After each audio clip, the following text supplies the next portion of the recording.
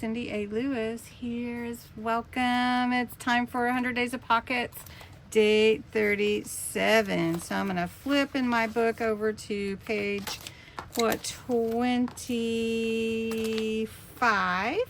And look at the instructions for our fold up flip pocket.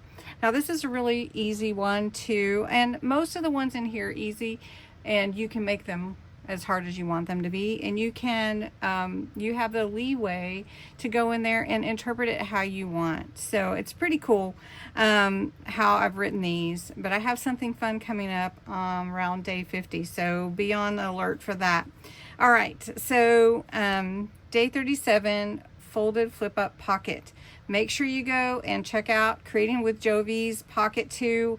We seem to really interpret the instructions differently. And then also when you use different papers, it looks completely different. So anyway, okay. So today we need a square, a 6x6 or an 8x8. Of course, that's up to you. I have a 6x6 here. This is part of today's freebie or yesterday's freebie. I'm filming ahead. So this is Friday's freebie, and it's on my Ko-Fi site.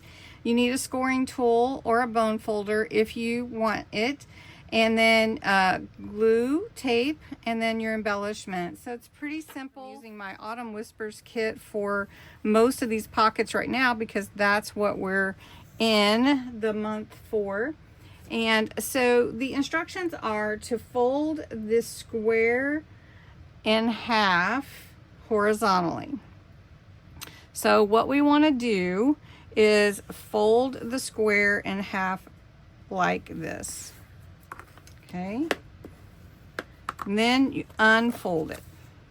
Then you're going to take the bottom and fold up to that point. So just fold up to where you folded in half. Okay. Now I'm going to pull that fold back down. There we go. So then this is creating your pocket, and all you need to do is glue this together. So glue the sides like this. And you want to let it set. And then when you put it into your page, and this one's a little wide for my page, but when you put it into your page, you're going to make this a flip up where you can write on it or whatever. So I think that I would like to actually create a fold line for that, and I didn't realize it was too wide, but that's okay. So I'm going to take mine and fold it where this autumn is because I want to catch that on my page, and give it a good fold both ways.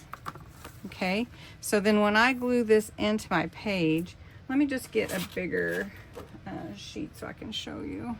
All right, so I've got a fold line here because I want to glue this down here and let it flip up this way. So this is my pocket I created here, and this is a flip up. So it's just flipping up. Now you could flip up just the pocket if you wanted to, but I wanted it to be a little bit bigger so I could have writing space. So I'm going to go ahead and I'm going to embellish this a little bit, and then we'll come back and I'll show you what we're going to do to put it in. So this is my folded flip up pocket. So I will adhere it to my page like this. It has a pocket here.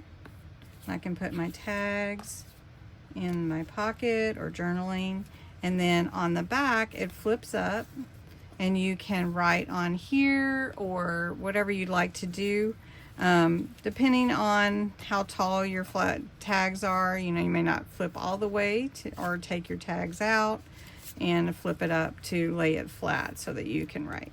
So anyway, this is just one version, as we've seen, of the folded flip up pocket, and I hope that you will enjoy making this one. I am going to put it in my idea book, not in my journal, but I wanted to show you. Now, if you want, I just want to reiterate, the 6x6 or the 8x8, that is suggested. If you want to make sure it fits on your page, measure your page and cut your square to fit your page. Anyway, thanks so much for watching and have a great day.